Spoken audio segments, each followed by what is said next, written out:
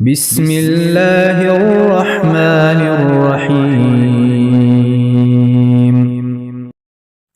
سالم نے خبر دی کہ ابن عمر رضی اللہ عنہ نے کہا، میں نے رسول کریم صلی اللہ علیہ وسلم سے سنا، آپ صلی اللہ علیہ وسلم نے فرمایا کہ جب رمضان کا چاند دیکھو تو روزہ شروع کر دو، اور جب شوال کا چاند دیکھو تو روزہ افطار کر دو، اور اگر ابر ہو تو اندازے سے کام کرو، یعنی 30 روزے پورے کر لو۔